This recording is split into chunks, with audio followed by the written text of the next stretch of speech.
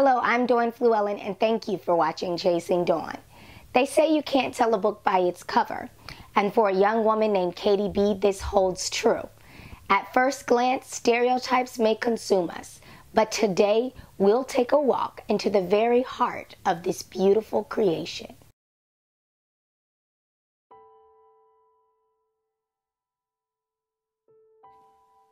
Once upon a time, there was a little girl named Katie B who loved life.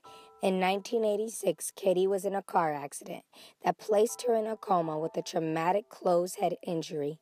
The Lord saved Katie's life here on earth to bring a very special gift to you and me. That same little girl has grown up to become a woman of God. This is the story of Katie B. I remember that when Katie and I came home from the hospital, her two brothers were then, again, 11 and 13, and they just looked like they had grown up so much, and they became, quite independent in the time that we were gone. So I think I started appreciating that everybody has strengths, everybody has weaknesses, and I'm not in charge, and things are going to happen whether you want them to or not. And so you just take life one day at a time. I think I'd always been taught to do that, but probably wasn't able to do that very well until I was kind of forced to. Obviously, the Lord's in charge, of everything. You can, you can pray for what you want. You can wish. You can work for what you want, and the Lord makes the decisions, and that's okay. And I think we've come to really realize that that's okay. That's the best plan.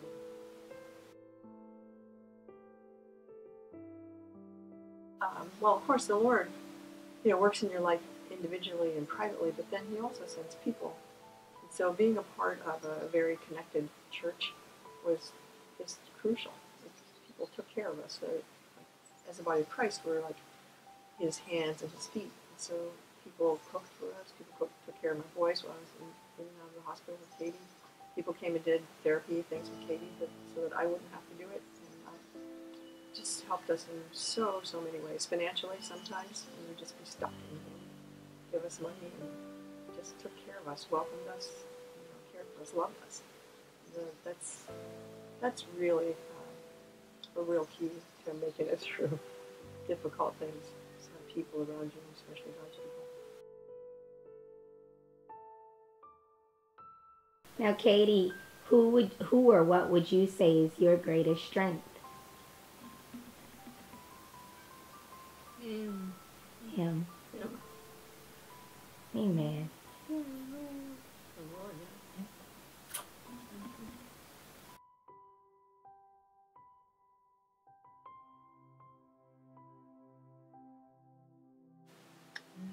Now, who is Nikki Baker to you?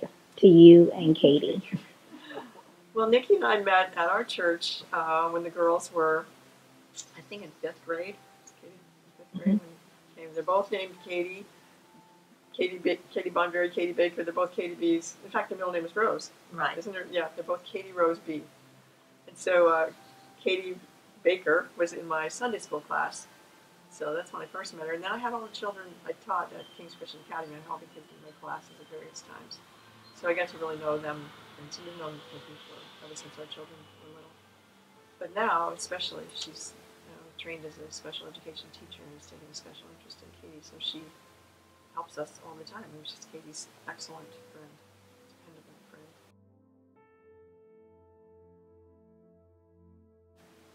friend. Well, years ago, maybe about 15 years ago, at our church, we had prayer, and I found myself down on the floor, and someone came and leaned over me and said, one day, you're going to write a book that's going to be so different from everything else, all the different kind of books. And it's going to be, the Lord's going to use it for His glory. And I said, right, I have 3 children, I'm teaching full-time, and I'm going to write a book. Yes. But over the years, it kept coming back to me. And I said, well, the time was never right. I retired about 4 years ago. And that time I said, things never happen if you don't put your foot out, if you don't do it. Part of following the Lord is to be obedient and go out and try it. So I said, all right, Lord, I said that I was going to write a book, and so I'm going to go ahead. And what came to mind was my mother and how she came to the Lord when she was in her 70s, and my mother and I, my relationship. So I wrote my first book. It's called A Promise Kept. And then the Lord helped me about a year and a half. Molly, being an English teacher, I asked her, would you edit my book for me? So Molly helped me edit my first book. And then I found myself writing a second book, which really wasn't in my plans either, and that's An Unbroken Twig. And I asked Molly, could you please help me edit my second book? It's different. It's a whole lot thicker, and we were at it a longer time. But it was a good relationship because Molly would tell me, and she'd make corrections. She didn't want to take away from my writing style, but English is my second language, and I really needed help. And so we had a good working relationship. Now, Molly teaches on certain days, and I come in, I sit in KC8, which is King's Christian Academy. I sit there with Katie while Molly teaches. And one day, I was still finishing up my second book, and Katie and I were sitting there, and Katie was drawing pictures. And we started talking, and Katie has favorite words that she uses all the time, like annoying, and chin up, and whatever, and a few other favorite words. And so we were laughing about that. Yeah, that one too. And so I thought, and I asked Katie, what do you want to do? Now, Katie and I have a relationship over time, and Katie feels like I think she can trust me. And when I asked her, I really wanted to know, what do you want to do with your life? And Katie said she wanted to serve God. She wanted to encourage people. She wanted to share.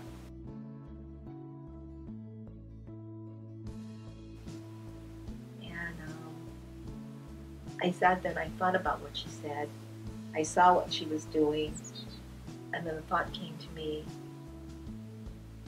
Katie, I think we can write a book. And Katie's look that she gave me was like, yeah, that look. Like, really? I said, Katie, I think we can write a book. I think we're going to try it. And she just laughed. She didn't believe me. But I seized that idea, and together over the weeks, we drew pictures. And Molly came and shared with us about Katie's journals. And she has a whole pile of journals that she writes. She's been writing her journals for how long? For a very long time. 9 years old. Right. And I had this piles and piles of journals. What we did was, I read the journals, and I took certain parts of the journals and matched it up with the pictures. And I had a saying on the top to get the stories kind of together. And the thought was whatever the journal was. But while I was reading the journals, I came to know Katie even better. Because Katie doesn't talk a lot. The journals shared a lot of deepness that was going on in Katie. Like her anger, her frustrations, her dreams, her fears. Like the time that you fell down and bumped your head, remember that one? And they had to put stitches in your head. Yeah, you remember that one. And then there was times where she would get very angry because she couldn't do things. And she would go in her room and talk to God. And then she would come out. And she'd been doing that for quite a while. And we laugh about this because sometimes when I work with Katie, we would get into it, and she would get mad at me. And I would say, well, what are you going to do about it? And Katie would go, oh, and she would reel herself into her room. And I said, okay, whenever you're ready, Kate. And she would come out, and we would continue. I didn't realize this is the way Katie deals with things. There's so many things I learned in those journals that you don't get from just sitting next to Katie. And I thought too that Katie has a lot to share with people. A lot of things that we think is so important that Katie has learned to deal with. And everything always comes back to her relationship with God. Yeah. He is the one. He's everything. He is the one. The center of everything. Yes. Ever since she was really little, like right after the accident, she's always had difficulty with people treating her like a baby, you know, and saying, "Oh, Katie, how are you?" They'll say, "Hello, Molly," and they say, "How are you, Katie?" And she's like, she always rolls her eyes. Because people will just assume, I guess, if you're in a wheelchair and you're not speaking, that you're not thinking also. So she's always had a difficulty with that. And I think all of us have learned about that, you know, from dealing with Katie, learning that other people in wheelchairs, you know, it doesn't mean they're not able to think and feel and respond. So we learned a good bit about that.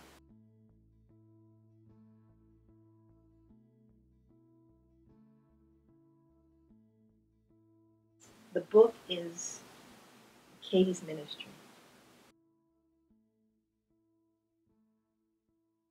Right?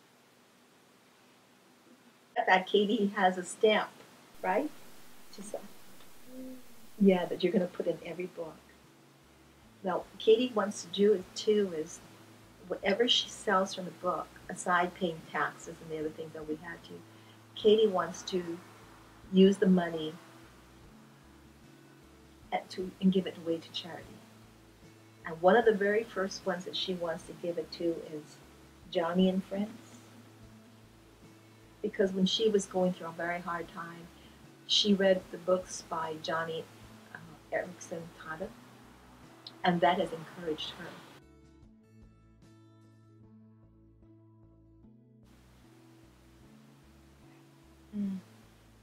What were you going to say about every time?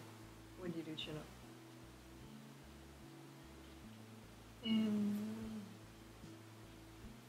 Every day?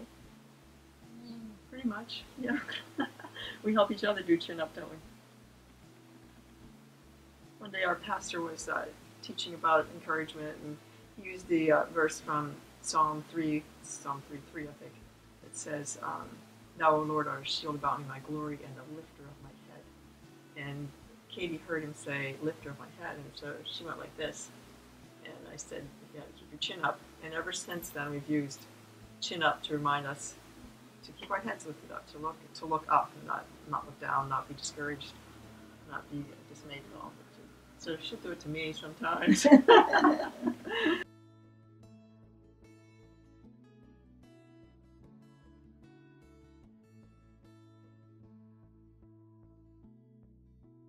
I've seen people come to Katie for prayer, and as she prays for them, Katie will give them chin up, and they would look at her, and so I explained it means chin up. It means to keep your chin up, keep your head up, that the Lord will provide for you. Thank you. I know, keep my head up too.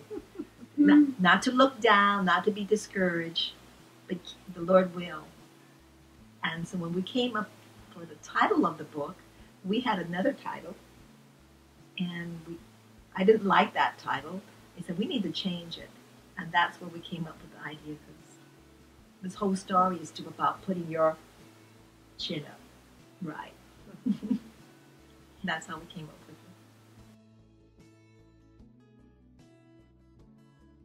it. Yeah, probably as life-changing as this has been for her, it's probably been just as much for me. I think you have to become pretty selfless to take care of someone else, and so that's one aspect of it. The other is the depth of Katie's spiritual life has been really inspirational to me. She really has a very close relationship with the Lord. She really talks to Him, really hears from Him. So very often she leads me in that. She has a lot of faith and a lot of acceptance. You know, just being able to continue with the way she is. Sometimes she'll just say, you know, I'm done. I just want to go home and be with Jesus. Like she says that probably almost every week. She'll say, okay, maybe today I'll get to be with Jesus. You know, because she's just tired of living in this body sometimes. But those are momentary things for her, and most of the time she's able to just live above the circumstances.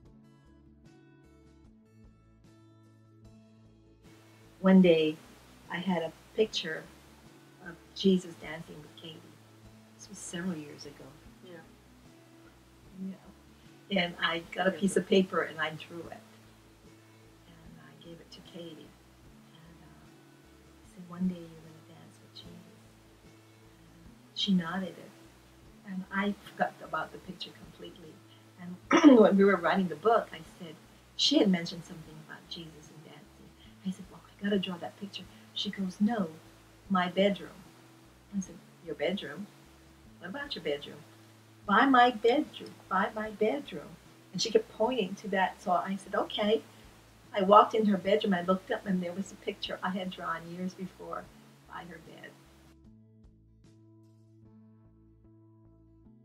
Why do you worship?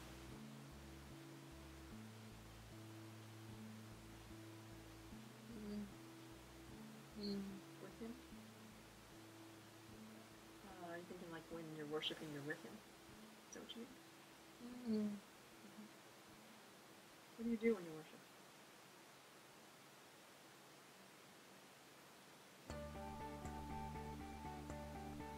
Do you worship in church?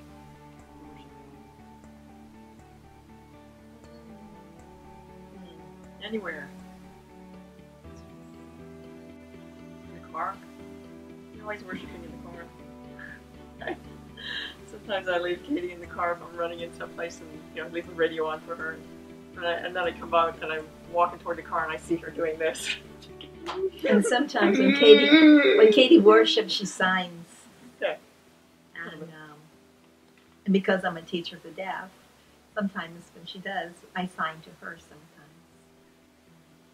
But I can tell when she's worshiping because her hands are going. Yes. Her hands are going back and forth. The book is so important because people are going to see Katie in a different light. They don't realize the depth of what Katie understands. They don't realize the depth of Katie's love for the Lord or her way of dealing with things and understanding things. And when you read her journal entries, you see how she deeply cares for the relationship with the Lord, and she deeply cares about others. Casey has seizures, and she hates them. She calls them shakes. And there's a journal entry in there that I had to pause and read twice, where she says to the Lord, if she could have the shakes rather than letting other children have it, and she'd rather have the shakes than them. She would accept other people's pain rather than they have it. And Katie hates it when she has a seizure. We have no control over it all. My daughter, Katie, also has seizures. And she has explained it to me while she's lying on the floor, how she can't do anything and watching other people fear and everything looking at her, and she can't do anything. Having my Katie explain these things to me kind of opened it for me a little bit too. How we assume things. And by God's grace, we have to see other people through His eyes and not our own eyes. Like I said, getting to know Katie and the way I come to know Katie expands even, that you don't assume you know everything from anybody else. You don't assume when you see strangers that you have the answers, unless you walk in their shoes. But if you see them through God's eyes, it's so obvious the love He has for each other. What does He say to you? Because you'll come back and you always go in your room and then you come back and you say, I talked to Him. What does He say? That's what you come out here and you say, I talked to Him. lifts you up. That's all he ever says. That's all he needs to say for you to know. Oh, he says listen sometimes, doesn't he? Yes.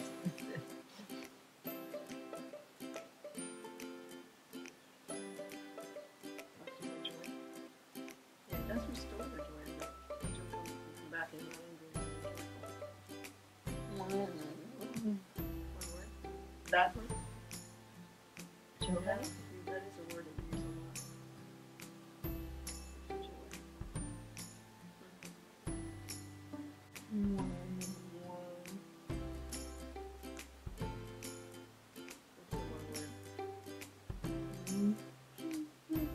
Oh, one word, Jesus. Yeah. One word is Jesus. That's your answer for everything, isn't it? And where is he?